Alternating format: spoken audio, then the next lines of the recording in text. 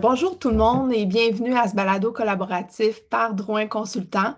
À travers cette série de balados, Drouin Consultant donne la parole aux acteurs clés de l'industrie de la construction pour explorer les grandes thématiques qui façonnent les pratiques collaboratives. Je m'appelle Andréane Lavoie. Dans mon quotidien, je suis conseillère en pratique collaborative, facilitatrice de projet, puis aujourd'hui, je suis animatrice du balado.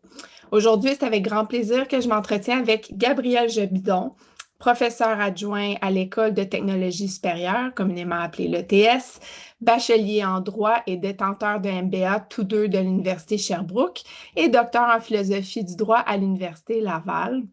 Entre autres choses, là, dans cette feuille de route étoffée, Gabriel a écrit un article et s'intéresse à la construction éco-responsable en bois. D'ailleurs, il fait partie de la chaire industrielle de recherche sur la construction éco-responsable en bois. Tu as travaillé à un nombre de places passionnantes, mais entre autres ici en lien avec notre sujet, tu as agi comme conseiller stratégique en planification de projet à la Société québécoise des infrastructures et tu as été analyste à l'Assemblée nationale du Québec en 2023 avant de rejoindre l'ETS là, à titre de professeur. Donc, Gabriel, bienvenue. Merci, Andréane. Je t'apporte quelques petites corrections sur le parcours. Oui, j'ai fait ma thèse, effectivement, avec le CIRSERB sur la construction éco-responsable en bois. Je travaille encore sur les approches éco-responsables. Là, présentement, je suis membre du GRID, fait que le groupe de recherche en intégration et développement durable en environnement bâti à l'ETS. Puis, oui, c'est ça, hein, effectivement aussi un ancien de la Société québécoise des infrastructures. Ça m'a permis là, de me faire la main, si on veut, avec des contrats majeurs de construction. C'est super intéressant. Tu as écrit d'ailleurs en 2024 un article dans le cadre là, de ton rôle à l'ETS. Si je ne me trompe pas, ça portait sur la collaboration au cœur des contrats de la construction. Oui, ben, je suis certain je finis par en accumuler. Là. Je n'ai pas tant que ça, mais le gros de ma recherche depuis le début du doctorat, ben, c'est sur les appels d'offres et sur les contrats de construction. Donc, dans le cadre de ma thèse, j'écris 3 articles sur le sujet, un peu plus théorique, peut-être un peu moins digeste, ce qui a été écrit à ce moment-là. Puis je dirais que peut-être dans les articles les plus récents qui ont été publiés, ben, sont disponibles en ligne là, dans les développements récents en droit de la construction, dont un article que j'ai écrit sur le contrat collaboratif avec Maître Antoine Martin puis Maître Marie-Claude Sarrazin, qui faisait état un peu de notre expérience avec le projet de la toiture du stade olympique, qui est un genre de contrat collaboratif. On le qualifie d'IPD-ish ou de presque RPI. Fait que, on a essayé de jeter les bases pour la communauté juridique dans cet article-là. Écoute, justement, le sujet s'y prête. On voulait discuter avec toi puis profiter de ton expertise variée là, puis approfondie pour discuter de l'approche contractuelle collaborative. Évidemment, avec ton vécu puis ton expertise, on voulait aborder le point d'un point de vue juridique, selon toi, quels sont les principaux changements qu'introduit un mode collaboratif par rapport aux approches contractuelles traditionnelles? Mais il y a plusieurs gros changements, je dirais, avec ce genre de contrat-là. Si on commence par le départ, mais le fait que ce soit des contrats qui soient multipartites ou polypartites, tout dépendant, c'est peut-être des nuances un peu trop pointues, là, mais qu'on met plusieurs personnes, plusieurs parties en relation à travers un seul et même contrat. Ça, déjà là, ça déroge complètement à tout ce qu'on voit déjà dans l'industrie. Que vous fassiez un contrat en mode traditionnel ou même un contrat de conception-construction, il finit par y avoir une multiplicité d'ententes. Un peu moins vrai en conception-construction, c'est encore plus vrai en mode traditionnel. Puis tout le temps, les ententes qui sont bilatérales entre le client ou le donneur d'ouvrage. Moi, j'ai tout le temps travaillé dans le secteur public ou pratiquement tout le temps dans le secteur public, là, fait que ça se peut que mon propos soit dirigé, là, mais on a tout le temps cette entente-là entre le client puis l'autre partie, que ce soit des fournisseurs de services professionnels ou des entrepreneurs. Donc, c'est certain que pour la première fois, on réunit l'ensemble de ces parties prenantes-là dans un seul et même contrat. Ce qui rajoute un peu à la complexité de la chose, mais on s'adresse souvent à l'équipe hein, dans ces contrats-là. On ne spécifie pas nécessairement de tâches ou de responsabilités particulières. C'est l'équipe qui doit s'en occuper. Bien entendu, en arrière-plan, l'équipe s'entend, assigne les tâches à travers des matrices de responsabilités et autres. Mais déjà là, c'est un premier gros morceau. Mais bon, ça reste relativement superficiel, l'idée d'avoir plusieurs parties au sein d'un même contrat. Il n'y a rien de nouveau dans d'autres industries là, par rapport à celle de la construction. Mais je dirais que les trois éléments fondamentaux qui font en sorte que les contrats collaboratifs en sont, ben, premièrement, c'est le fait que ça repose sur la base d'un prix cible. Ça a l'air un peu simple d'apparence. Toi, tu travailles dans le monde collaboratif aussi. C'est tout le temps un prix cible dans les contrats collaboratifs. On pense que c'est une normalité si on veut. Mais ça aussi, c'est une immense distinction par rapport à ce qu'on retrouve dans tous les autres types de contrats qui sont tout le temps ou presque tout le temps des contrats qui sont forfaitaires. L'idée d'un contrat à prix forfaitaire, mais c'est pour une portée fixe de projet, ben, on a un prix fixe. Puis si jamais il y a une variation dans la portée, si jamais il y a des événements, conditions imprévus qui surgissent, bien, il va falloir ajuster ce prix forfaitaire-là via des demandes de changement, via des réclamations, puis c'est entre autres ce qui occasionne beaucoup de problèmes dans l'industrie. Fait que cette idée-là d'un prix cible est déterminante aussi pour la notion de partage des risques et des bénéfices, qui est tellement centrale dans les contrats collaboratifs.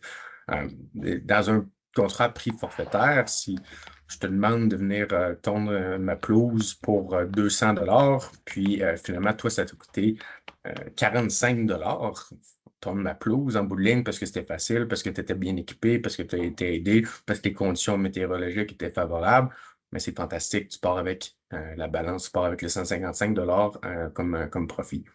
Alors que la notion de prix cible, bien entendu, on peut quand même qualifier une situation comme celle-là d'injuste. Puis ça va dans les deux sens. Si je te demande de tondre ma pelouse, puis finalement, mon terrain, il y a des roches, il y a des bouteilles, puis on a des orages électriques pendant 2 semaines, ben, ça va être un calvaire, puis ça se peut que ça te coûte 400 Fait que toi, tu vas te retrouver dans une situation économique injuste aussi. Fait que ça fonctionne d'un côté comme de l'autre. C'est une forme de pari, un pari qui est des fois informé, des fois un peu moins informé. Mais qui crée tout le temps ce balancier-là, ce débalancement du balancier, si on veut, entre les parties. Puis, j'ai tout le temps dit que le contexte économique et géopolitique actuel est un peu une bénédiction pour les contrats collaboratifs. Parce que il n'y a pas grand monde qui veut jouer au devin présentement Mhm. avec les conditions économiques actuelles. Ça devient vraiment des paris, puis des paris qui peuvent être risqués, puis qui peuvent mener à la faillite des entreprises ou à l'échec complet d'un projet. Donc, pour faire face à des situations comme cela, puis on sait que dans la construction, les imprévus existent et vont avoir lieu durant la réalisation du projet. On utilise ce prix cible-là, puis en ayant cet objectif commun-là qu'on a déterminé ensemble, bien, on s'entend à la fin de la phase de validation, à la fin de la phase de développement sur ce prix cible ou ce coût cible-là. Puis à la fin, ben, en fonction de ce qui s'est réellement passé, eh bien, on partage les économies ou on partage les risques qui en ont découlé. Fait que ça, c'est certain que c'est un immense morceau. Juste le fait que ce soit une cible plutôt qu'un forfait. Euh, Deuxième gros morceau, je dirais, c'est la structure de gouvernance, en fait, la prise de décision, structure de gouvernance commune et collaborative. Chaque partie est représentée au sein d'une instance. Si on se base sur la réalisation de projets intégrés, là, on a l'équipe de gestion de projet, on a l'équipe de direction qui sont vraiment des instances décisionnelles. Puis cette instance-là décide à l'unanimité. Hein, il fut un temps, ils ont eu des tentatives de faire une majorité simple. Ça a plus ou moins marché, puis avec raison. C'est vraiment l'unanimité ou le consensus qui va primer. Donc, cette idée-là déroge énormément au droit traditionnel de la construction. Quand on dit, c'est très connu, on dit que les entrepreneurs ont la liberté des moyens et des méthodes. Euh, mais tout d'un coup, oui, c'est certain qu'on va l'écouter, l'entrepreneur, c'est cette partie-là qui a le plus d'expérience. Mais Mhm. ils n'ont pas une liberté qui est complètement absolue à ce moment-là. C'est la même chose pour la gestion de certains imprévus ou certaines directives qui pourraient être émises normalement unilatéralement par un client. Mais tout d'un coup, on a cette discussion-là, on a ces instances-là qui permettent d'échanger. Fait que ça vient altérer énormément là, la façon dont les décisions sont prises en cours de route. Puis finalement, ben, le troisième morceau, ben, moi, je l'adore, ce morceau-là. C'est ce qui fait en sorte que, oui, c'est de la collaboration, mais moi, je dis tout le temps que c'est de la collaboration forcée. Une fois que vous avez signé un contrat collaboratif, ben, vous avez une clause d'exonération ou de limitation de responsabilité. Limitation, c'est probablement plus juste comme terme, mais ça frappe un peu moins l'imaginaire qu'exonération, là, qui laisse entendre qu'on n'a aucune responsabilité. Dans les faits, c'est beaucoup plus une limitation. Mais finalement, on renonce à se poursuivre. On renonce à la grande majorité des réclamations qui ont normalement lieu dans l'industrie. Puis, il y a quelques exceptions notables. Puis, au Québec, on a un régime particulier de droit civil. On a ce qu'on appelle des dispositions d'ordre public. Une disposition d'ordre public, c'est une disposition par laquelle, dans un contrat, on peut pas renoncer à cette exigence impérative-là. L'exemple le plus facile dans l'industrie, mais c'est la responsabilité en cas de perte de l'ouvrage, la responsabilité quinquennale. Donc, c'est certain que si on construit un bâtiment en contrat collaboratif, puis que le bâtiment s'écroule, ben, on va engager notre responsabilité comme architecte, comme ingénieur, comme entrepreneur. Puis c'est le régime un peu plus traditionnel qui va embarquer à ce moment-là. Mais ça reste des situations on veut exceptionnel, hein, ces exceptions là, au régime de limitation de responsabilité. Donc, ce qu'on retrouve souvent, c'est le non-paiement par le donneur d'ouvrage ou une violation de droit de propriété intellectuelle ou une partie qui n'a pas souscrit aux assurances auxquelles elle devait souscrire. Mais ça reste une liste d'épicerie assez courte.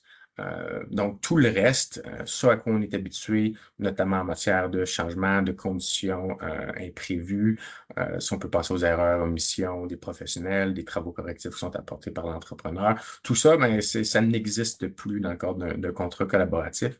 Donc, pour moi, c'est un peu l'addition de ces trois grands mécanismes-là. Puis je dirais que il y a peut-être aussi le fait que tout ça est saupoudré de transparence, hein, la fameuse approche à livre ouvert. C'est bien beau discuter et de faire un précipe ensemble. Si on faisait un précipe à l'aveugle en devant faire absolument confiance à l'autre partie, ben, ça serait un monde idéal là, et parfait, puis ça serait plaisant. Mais comment est-ce qu'on fait pour s'assurer de cette confiance-là? Ben, on exige la transparence.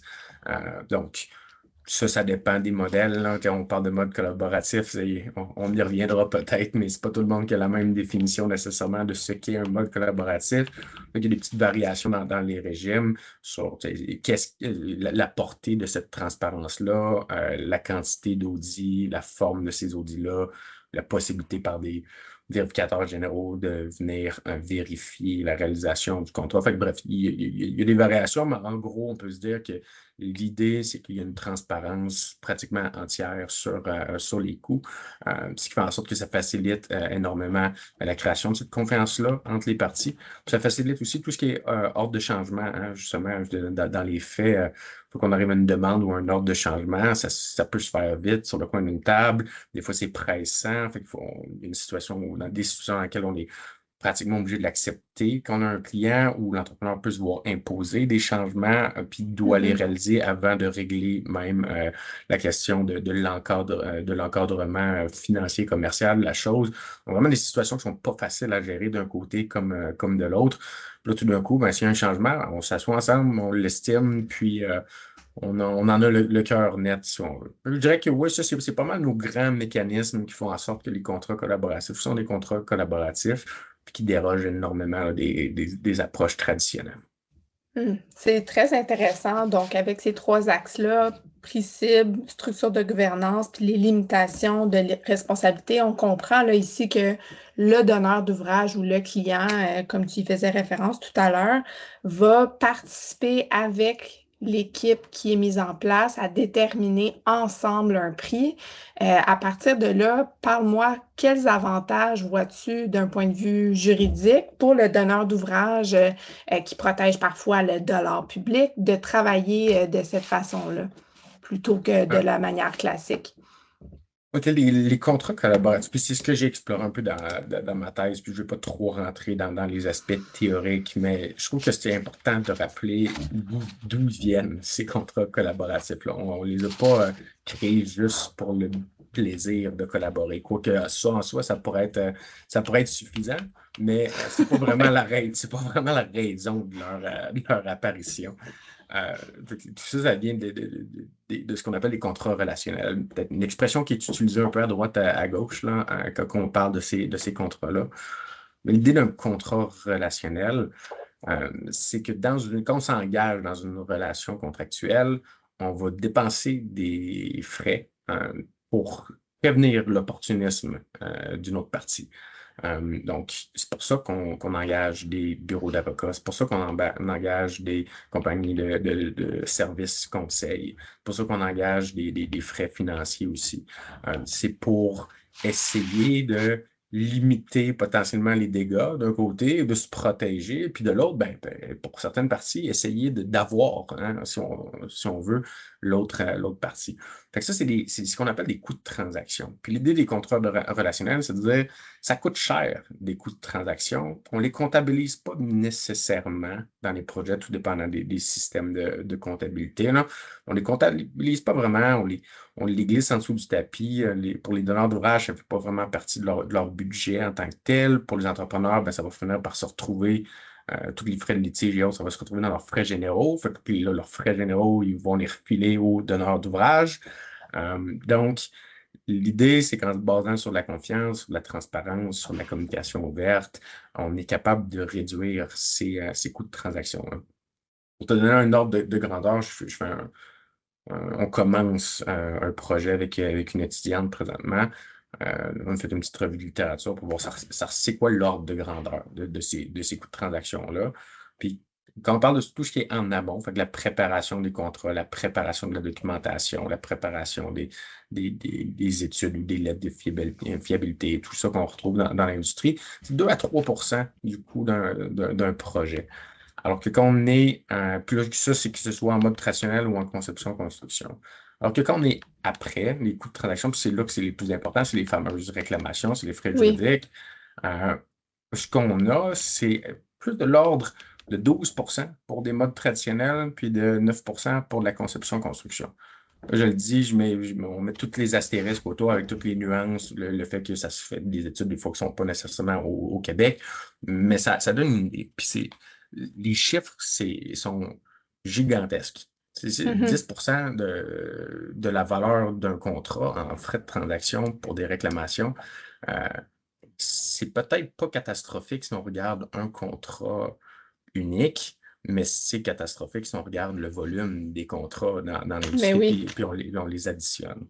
Mm. Fait que, un des avantages, avec la fameuse clause de limitation ou d'exonération de responsabilité, c'est que techniquement, pratiquement, tous ces frais-là, sauf quelques exceptions, devraient disparaître. Donc, on a un 10% potentiel, puis on va voir, c'est le but du projet de recherche, on va essayer de faire la mesure au Québec, puis de le comparer avec des contrats collaboratifs. Mais on pourrait avoir une espèce de 10% comme ça qui disparaît et qui Mhm. redevient disponible pour vraiment apporter ce qu'on veut quand on fait un projet de construction, de la valeur, une infrastructure qui est fonctionnelle, une infrastructure de qualité. Fait que c'est certain que ça, c'est peut-être un des avantages mal mal qualifié, mal compris pour le moment. Parce que souvent, quand on parle à des clients de leur ouvrage, ils veulent un meilleur prix. Ils veulent un Mhm. échéancier plus rapide, un meilleur prix, puis plus de qualité.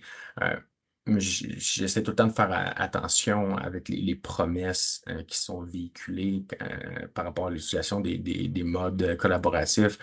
Et dans le monde universitaire, il y a eu beaucoup d'études de cas, il y a eu beaucoup de tentatives de comparaison de la Mhm. performance des modes de réalisation. C'est pas évident. Il faut déjà une donnée de qualité, une donnée qui va être structurée. Puis ensuite, ça veut dire qu'il faut isoler la variable dans un projet, de dire oui, le projet a bien ou mal fonctionné à cause du mode de réalisation, ce qui est vraiment Mhm. pas évident. Fait que ces exercices-là de ça va être 10% moins cher parce que si c'était aussi simple que ça, je pense que ça serait clair et ça ferait longtemps qu'on utiliserait des modes collaboratifs. Mhm. Mais ce qui ressort et qui est clair dans toute la recherche, c'est la question de la satisfaction des parties qui ont participé à ces contrats-là. Ils veulent en faire. Ils ont aimé l'ambiance, ils ont aimé le fait qu'il n'y a pas de finger pointing, on n'essaie pas d'accuser tout le temps les autres parties. Oui. C'est pas un environnement dans lequel il y a 10 000 avis formels, courriels et autres, puis qu'on est constamment sur le bout de notre chaise, on est stressé. Fait que c'est cette satisfaction-là, elle revient énormément. L'obtention d'une meilleure valeur, le maintien de la qualité attendue tout le long. Ça, c'est vraiment ça qui ressort clairement là, en matière de recherche. Donc, ça, c'est quelque chose que je considère qui est vraiment un avantage pour les donneurs d'ouvrage, puis pour toutes les parties qui sont dans les contrats. Je dirais aussi, dans les autres avantages qu'on peut retrouver, c'est peut-être la question de la qualité des travaux, hein. On sait que à la fois pour le client, puis pour les entrepreneurs et les fournisseurs de services professionnels, l'idée de reprendre des travaux, fait que des erreurs en mission puis des travaux correctifs, c'est un calvaire. OK? Les entrepreneurs ne veulent pas venir faire de la correction de travaux en fin de projet, ils veulent finir ça vite.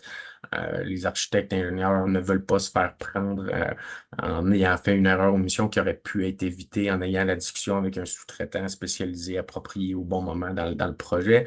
Fait que ce qui est intéressant avec la réalisation de projets intégrés, puis les contrats collaboratifs en général, c'est qu'il y a beaucoup d'incitatifs inhérents à avoir une meilleure qualité parce que quand on reprend ces travaux-là, on vient gruger nos économies potentielles, on vient gruger notre profit qu'on a mis à risque. Fait qu'on a vraiment un avantage financier clair et puis je dirais positif. On cherche à avoir plus d'économies, plus de profit à partager en équipe, plutôt qu'avoir une contrainte.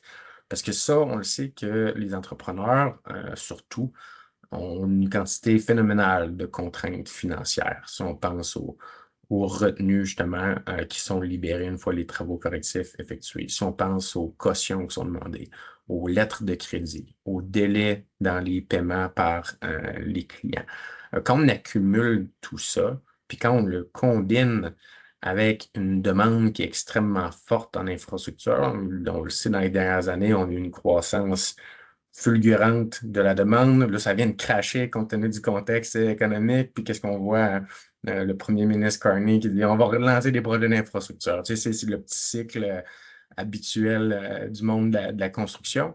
Mais on ne peut pas conjuguer ces deux éléments ensemble. On ne peut pas imposer une pression financière excessive aux parties privées, puis en même temps leur demander d'augmenter leur volume de production.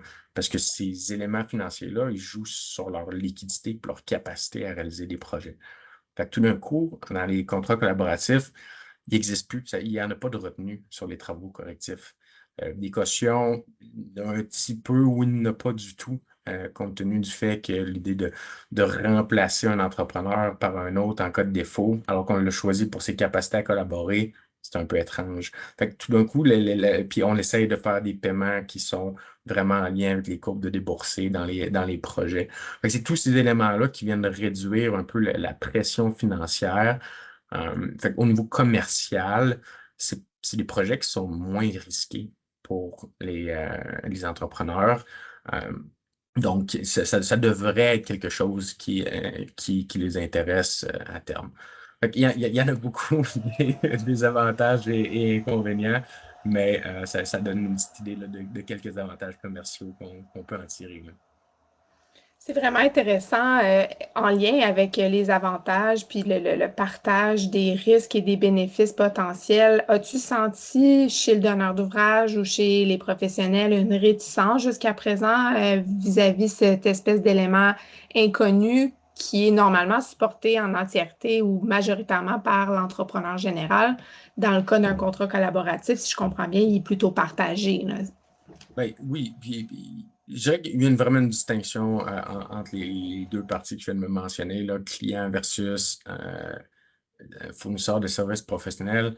Les clients, ils comprennent relativement bien le fait qu'on parlait des fameux risques, des imprévus tantôt qui peuvent finir par s'accumuler, qui vont être reflétés dans un prix forfaitaire dans la réserve pour risque.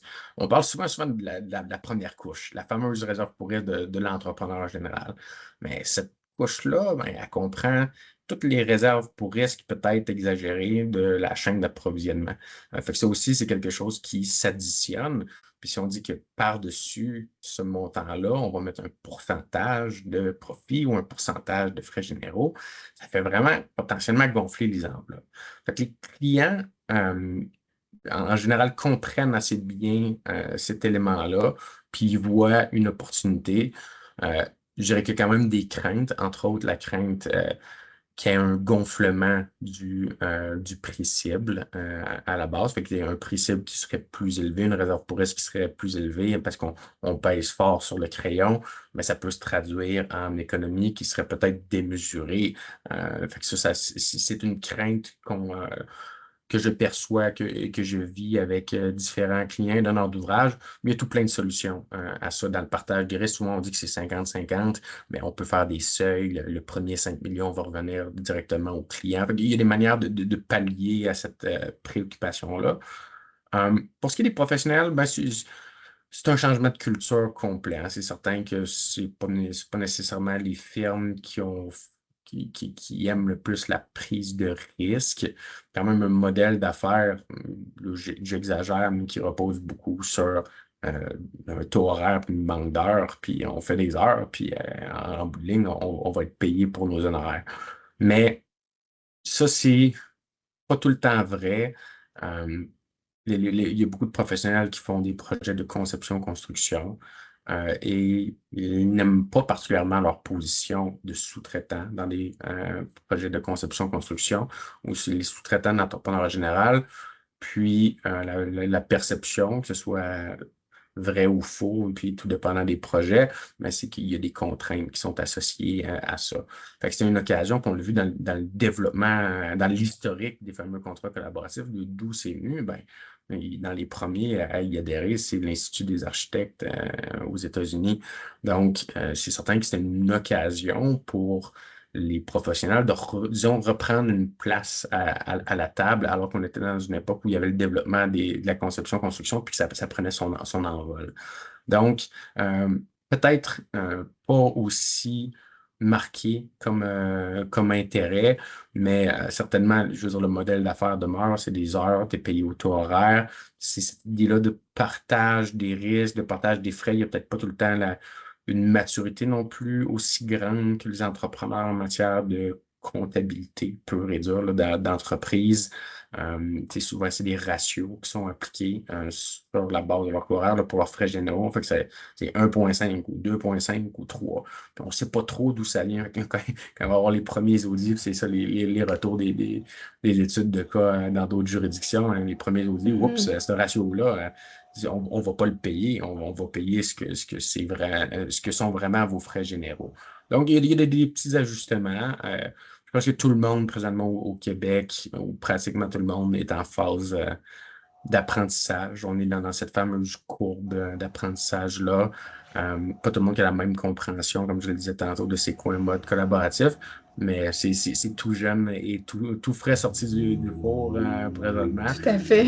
On a de la maturité collective à développer là-dedans. Justement, ça mène à ma prochaine question. Si tu pouvais vulgariser, parce que justement, je crois que dans l'adoption, tout ça, il y a beaucoup de réticence par rapport à ce qui est inconnu ou ce qu'on est en train d'adopter, de comprendre dans ces modes-là d'un point de vue contrat.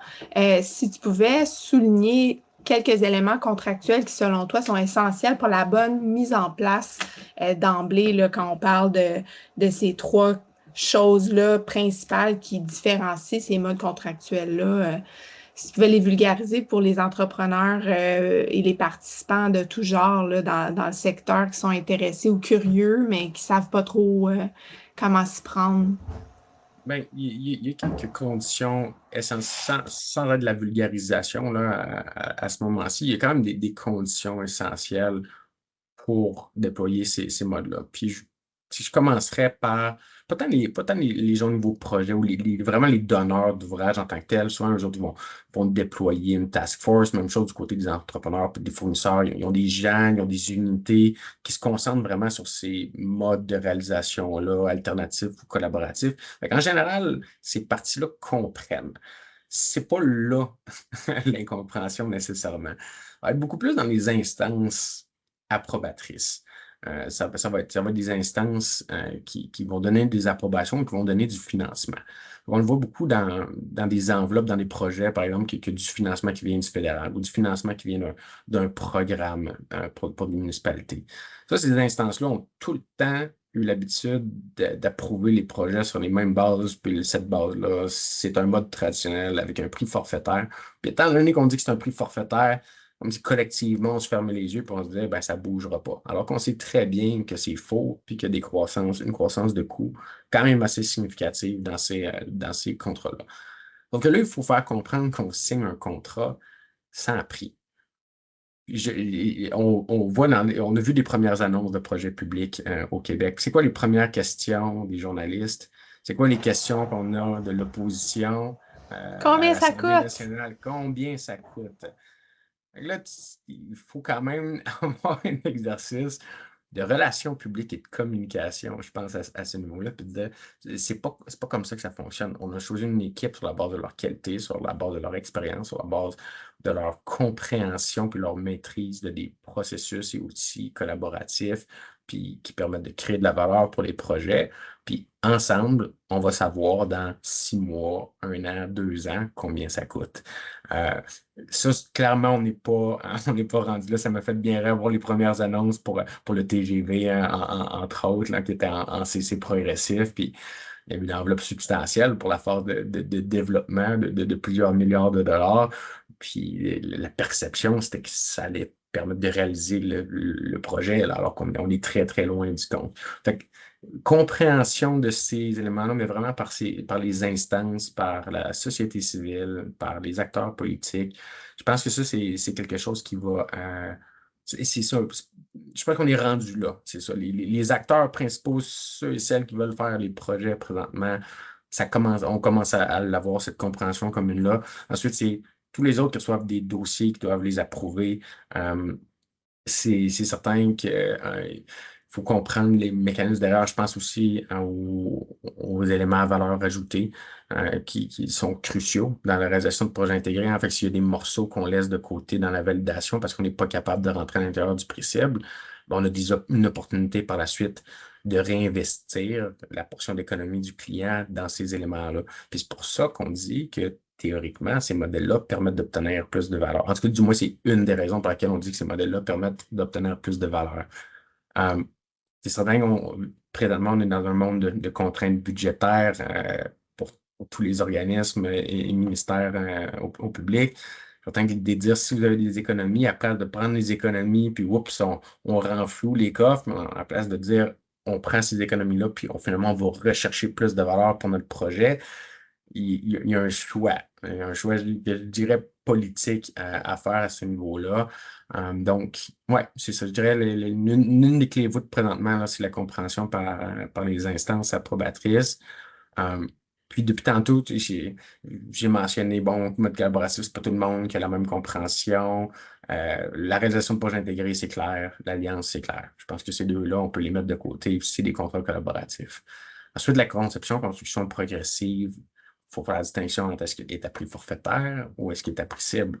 Ça aussi, ça crée des nuances. C'est pas possible de faire un partage d'économie si on est à un CCP à prix forfaitaire ou s'il y en a un, disons qu'il ne se fait pas de manière aussi harmonieuse ou collaborative qu'on le verrait dans un mode à prix cible. J'ai beaucoup d'appels d'intérêt pour des donneurs d'ouvrages, mais on voit la gérance qui ressort comme un mode collaboratif. Ça, c'est une particularité très québécoise de dire que la gérance, c'est un mode qui est traditionnel. Quand on est partout ailleurs dans le monde, c'est un mode alternatif ou collaboratif dans la gérance. On a les modèles un peu plus énergétiques comme l'IAGC, l'EPC. Là, où est-ce que tout ça se situe? Puis là, on voit une multiplication présentement. On est dans une espèce de course folle vers les premiers projets collaboratifs au Québec. Euh, Puis moi, j'y vois un danger de s'éparpiller. Je reviens à mes coûts de transaction de tantôt. Si chaque client a son modèle de contrat collaboratif avec un mécanisme de partage des risques et des économies qui est différent, avec des clauses de limitation d'exonération qui sont différentes, que- qu'est-ce que ça va forcer les parties à faire? Ça va les forcer à engager des cabinets d'avocats, puis de payer des honoraires pour réviser ces contrats-là avant de s'engager dans la relation. Ça, c'est un coût de transaction. Fait qu'on vient de réfuter un des avantages potentiels des contrats relationnels en multipliant toutes ces démarches techniques et autres. Fait que je pense qu'on bénéficierait comme société, puis particulièrement c'est sur le Québec en tant que tel, étant donné que tout le monde en est au départ présentement, de standardiser certains éléments. On le voit, il y a un effort avec la feuille de route BIM, un de mes collègues, Éric Poirier, qui travaille fortement. Il y a un effort de standardiser certains éléments contractuels pour justement éviter qu'on ait autant de modèles contractuels que de clients. Euh, Fait que ça, je pense que ce serait un chantier essentiel à développer. Je pense que c'est un peu normal là, que tout d'un coup, on a donné le coup de départ, le coup de canon du marathon, puis il y en a qui partent au sprint, puis il y en a qui se mettent à marcher, là. C'est correct, mais après un petit bout de temps, il va falloir réajuster le tir, je pense, pour qu'on ait vraiment un ou quelques modèles avec des petites variations potentielles, vraiment québécois, puis qu'on puisse le déployer facilement, puis rapidement. Parce que ça aussi, c'est un des avantages. On dit que c'est censé être rapide, la sélection de l'équipe, puis la mise en œuvre. On est censé gagner sur ces premières phases-là du projet avec la réalisation de projets intégrés. Mais si on fait des appels d'offres qui durent un an, avec un appel de qualification, un appel de proposition, des comités de sélection qui durent 2 mois, une signature de contrat qui dure un mois. On se ramasse avec des processus de sélection d'un an et demi pour choisir une équipe sur une base qualitative, ce qui ne fait aucun sens. On va le perdre, l'avantage de déployer des modes collaboratifs à ce moment-là. Fait que, plein de petites choses, hein. On va dire, death by a thousand paper cuts, une belle expression en anglais, hein. Il n'y a pas une grosse pièce maîtresse nécessairement qu'on la bouge puis tout va rentrer en place, mais beaucoup de petits éléments sur lesquels tirer, sur lesquels on doit travailler puis qu'on doit développer aussi. Puis je pense que c'est cette accumulation-là. Tu sais, c'est à cause de une initiative comme celle-ci, Andréane, que vous faites avec Drouin Consultant, mais ça va permettre de partager la compréhension des modes. Il y en a qui se faisaient aux États-Unis, comme ça, des balados que j'ai tout le temps bien aimé d'ailleurs. Puis c'est fantastique, c'est super. Puis il faut commencer à véhiculer. Puis de mon côté, j'essaie d'écrire en français un peu plus, alors que dans le monde scientifique, on écrit en anglais. Puis c'est un peu comme ça qu'on se fait publier. Ouais, j'essaie quand même d'en écrire en français pour que ça se transmette aussi. Puis il va falloir que les clients partagent leur expérience aussi. Oui. C'est normal, là, dans les premiers projets, ça se peut qu'on se casse la gueule à droite ou à gauche. C'est correct. Leçon d'apprise, puis pas juste leçon d'apprise qu'on met dans un rapport, qu'on met dans un tiroir. Leçon d'apprise qu'on va partager à tout le monde, même, et je dirais même particulièrement quand c'est un échec. Mm. On aime partager nos bons coups comme en science, on aime partager quand on a trouvé quelque chose, mais ne pas trouver quelque chose, c'est un résultat aussi. Mhm. Donc, c'est quelque chose c'est ça une mentalité, une culture qu'on va devoir développer collectivement. C'est vraiment intéressant. Tu parles avec beaucoup de profondeur. Je trouve ça surprenant même que tu sois vraiment en faveur d'avoir plutôt un contrat sur lequel l'ensemble de l'industrie peut au moins se rabattre comme base. Puis évidemment, chaque projet aura ses particularités, chaque client, mais au moins qu'on puisse aider l'industrie à graviter avec des compréhensions communes en ce qui a trait les différentes formules contractuelles. C'est vraiment intéressant. Puis on dirait qu'à travers tout ce que j'entends, ironiquement, c'est quelque chose de très, pas ésotérique, mais c'est quelque chose de très simple qui ressort, c'est la confiance. On dirait que, il y a beaucoup d'outils contractuels, il y a beaucoup de formules possibles, Puis ce que tu exprimais à l'égard de l'effort de communication, autant pour les élus que les donneurs d'ouvrage, que les instances qui vont venir contribuer financièrement à nos projets structurants, petits et grands, ça va être d'accepter le changement de culture fondamentale où est-ce qu'on fait confiance à nos professionnels puis à la profondeur de notre industrie puis de nos cerveaux ici pour arriver main dans la main avec un projet X, avec le donneur d'ouvrage, avec les collègues compétents, à arriver au meilleur résultat pour le contribuable ou pour le client ensemble. Donc ça, je pense que de travailler de cette façon-là, ça c'est peut-être ça le plus gros changement avec tout ce qui vient contractuellement. Vraiment, puis je sais que Daniel Drouin est un adepte du CCDC 30. Il aime beaucoup la formule CCDC 30, puis je le comprends, parce que c'est peut-être la version la plus pure, justement, qui se dit, ah, on verra. Hein. Il y a un peu de ça dans le contrat quand on l'ouvre, le régime des modifications. Bon, s'il y a une modification, on en parlera, puis on ajustera le prix, la portée ou l'échéancier en conséquence. Ouais, Mais justement, quand je présente ce modèle-là à des clients, il y a une réaction de recul qui est assez forte là, présentement. On dirait qu'on s'est habitué ouais. à des contrats de 2000 pages, puis avec des clauses qui font une demi-page. Justement, dans cette idée-là de se protéger, on pense que ça nous Mm. protège. En bout de ligne, je pense que le message qu'on essaie de passer, c'est qu'on se protège pas vraiment. Ultimement, quand on voit les résultats, ce qu'on paye en réclamation, ce qu'il y a en croissance Ouais. de coûts d'un côté comme de l'autre. Fait qu'effectivement, l'idée, c'est de dire, est-ce qu'on peut remplacer ça par de la Mm. confiance? Puis il y a des enjeux, c'est sûr, particulièrement dans le secteur public, on ne peut pas avoir une confiance aveugle. Une confiance, ça ne veut pas dire pas de reddition de compte. Tout à fait. Mais c'est de trouver la façon de conjuguer les deux pour aller bénéficier là, vraiment de l'agilité, de la flexibilité, puis de la valeur ajoutée qu'on souhaite avoir en passant par des contrats collaboratifs. Écoute, on pourrait discuter longuement ensemble de tout ça, puis c'est vraiment un plaisir de t'avoir eu à notre balado pour discuter de tout ça. J'espère que tu resteras dans notre giron de près. En fait, je suis assez certaine que oui, là, toi et Daniel avez l'habitude de collaborer, puis Oui. ce sera sous forme de commentaires écrits si nos auditeurs souhaitent contribuer ou partager, là, on sera tout oui. Merci encore. Je pense qu'on aura l'occasion de se reparler parce que tout ça, le CCDC 30 est peut-être une première mouture en français pour permettre à notre industrie de faire mieux. Donc, souhaitons-le. Merci beaucoup pour ton temps, ta générosité de partage. Effectivement, ça fera partie du succès ou non de l'évolution de notre industrie, là, cette notion de partage puis de générosité là, de nos bons et mauvais coups. Ça m'a fait plaisir, Andréane, de participer à l'exercice, puis au plaisir de recollaborer de nouveau. Merci beaucoup. À bientôt. Merci, à bientôt.